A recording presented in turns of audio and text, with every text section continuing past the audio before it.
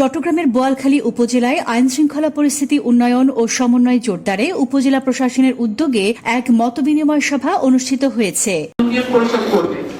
এবং এটার মাধ্যমে যে জনগণ সেবাটা নিশ্চিত হবে।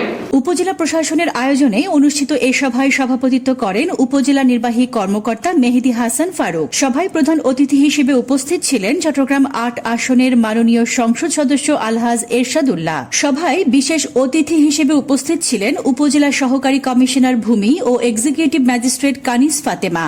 এছাড়াও উপস্থিত ছিলেন বোয়ালখালী থানার অফিসার ইনচার্জ মাহফুজ রহমান। এবং ভেঙে পড়ার কারণে কিন্তু এখানে ৫ই আগস্টের পরে এমন বাংলাদেশের ইতিহাসের মধ্যে একটা ব্যতিক্রম, যেমন ব্যতিক্রম আছে। যেমন আমি আমার বয়স ১৬ বছর, তখন স্বাধীনতা সংগ্রামে, যখন ১৬ ডিসেম্বর স্বাধীনতা, তখন কিন্তু আমরা পুলিশ বাহিনী ছিল, সরকার ছিল।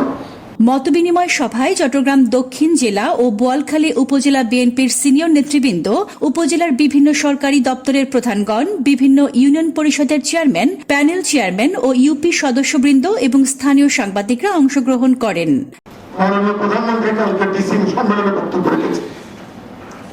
Desk report, news day 24।